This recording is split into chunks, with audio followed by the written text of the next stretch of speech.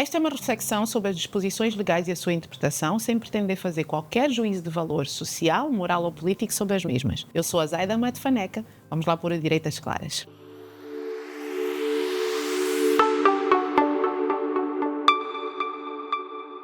Doutora, eu estou há X anos a trabalhar e o meu salário é de 100 mil kwanzas. Se eu quiser terminar o contrato ou a empresa me despedir, quanto é que eu recebo de indemnização? Esta é a pergunta que eu mais recebo em qualquer plataforma em que o Direito às Claras está. Vamos lá esclarecer aqui algumas coisas para vocês entenderem como é que o cálculo das indemnizações, quando é que há lugar a indemnizações, para ser mais fácil de entender. Primeiro, vamos lá falar sobre o fecho de contas, o tal chamado fecho de contas. Independentemente da forma como o contrato cessa, o trabalhador tem sempre direito aos seus créditos laborais, mesmo naqueles casos em que cessa por iniciativa do próprio trabalhador ou por iniciativa da entidade empregadora, até naqueles casos de justa causa de despedimento. O trabalhador tem sempre direito a alguns créditos laborais que eu vou mencionar agora, independentemente da forma como o contrato termina. Que créditos são esses? Salário até o último dia em que tiver trabalhado, proporcional de férias e Natal do ano da cessação, e caso não tenham sido pagos, há empresas que vão pagando mensalmente uma percentagem desse subsídio em vez de pagarem de uma vez. Há empresas que têm esta solução. Férias vencidas do ano anterior que não tenham sido gozadas e, portanto, têm que ser pagas, e as férias do ano da cessação, que são calculadas na proporção de cada mês completo de trabalho que tiver sido prestado. Estes são os créditos laborais que, em qualquer caso, independentemente da forma como o contrato cessa, o trabalhador tem direito a receber, caso não tenha naturalmente já recebido antes da cessação. E como é que é feito o cálculo destas coisas? Sempre por referência ao salário que está em vigor na altura da cessação do contrato. Para além destes créditos, que são sempre devidos, naturalmente, e vou enfatizar, desde que não tenham sido pagos, há situações em que o legislador prevê compensações para o trabalhador.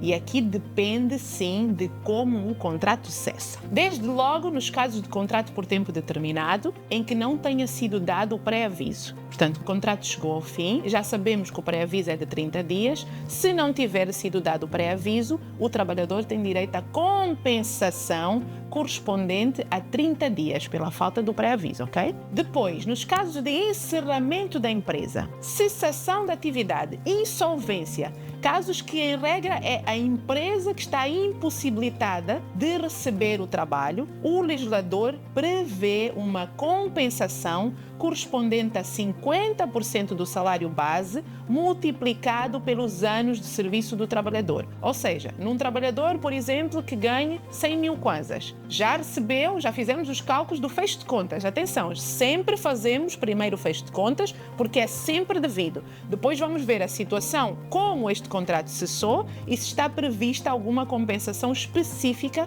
pela forma como o contrato cessou. Então, neste caso que eu estava a falar de encerramento, insolvência ou cessação da atividade da empresa, como é que fazemos? O trabalhador recebe 100 mil e estava a trabalhar há 7 anos. Vamos multiplicar 50% desse salário, ou seja, 50 mil kwanzas, vezes os anos de trabalho. E vamos somar ao fecho de contas que a gente já fez, e é isto que o trabalhador terá direito como cômputo total pela cessação de contrato. Depois temos os casos de despedimento individual ou despedimento coletivo por causas objetivas. Aqui são aqueles casos que, em regra, conduzem à extinção do posto de trabalho, mas a empresa continua a funcionar. Os casos que vimos anteriormente, há um encerramento da atividade, há uma insolvência, há uma cessação da atividade da empresa. Neste caso, não. Neste caso, o que há são extinções de posto de trabalho com continuação de elaboração da empresa. Nestes casos, o legislador diz que a compensação adicional ao fecho de contas corresponde, para os primeiros 5 anos, 100% do salário do trabalhador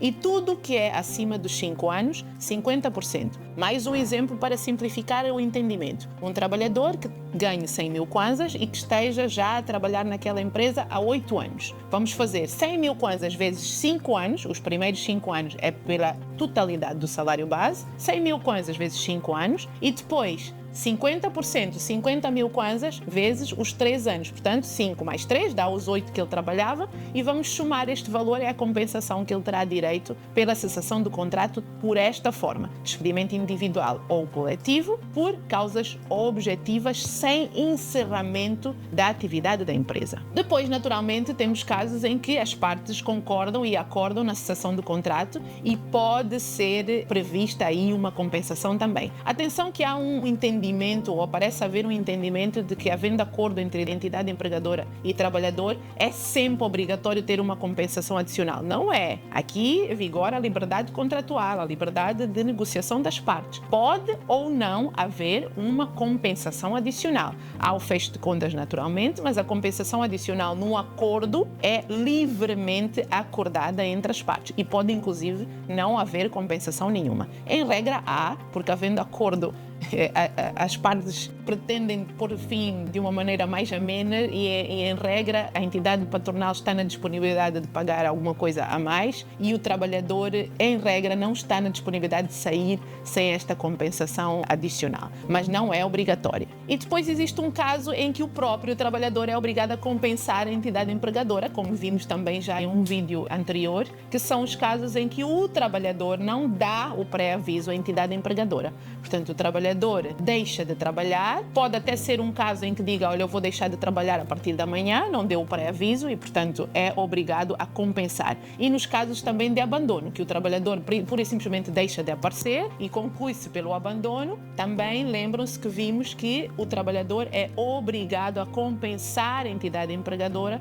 com esta falta de pré-aviso por um período correspondente a 30 dias. Portanto, nestes casos, a entidade empregadora, quando faz o fecho de contas, pode considerar este valor e compensar, portanto, reduzir daquilo que é a soma do fecho de contas que deveria pagar o trabalhador. Coisa completamente diferente são as indenizações. Primeiro, nós temos que entender que este termo indemnização só se aplica nos casos em que haja violação da lei. Portanto, a indemnização só decorre de uma violação de algum direito, de uma violação da lei, de um incumprimento de alguma obrigação. Portanto, temos que ver, para a aplicação aqui na Lei Geral do Trabalho e no Direito Laboral, temos que ver em que casos é que há uma previsão de pagamento de indenização por violação de alguma norma da Lei Geral do Trabalho. Desde logo, se um determinado despedimento for considerado ilícito, uma das prerrogativas do trabalhador é ser reintegrado na empresa. Mas o trabalhador pode escolher não ser reintegrado na empresa. Ele pode dizer: eu não quero voltar a trabalhar nessa empresa. E não tem que justificar, mas é natural que o trabalhador não queira voltar para uma empresa que o tenha despedido, porque eventualmente tem receio das pressões que pode sofrer, ou até já tem outro emprego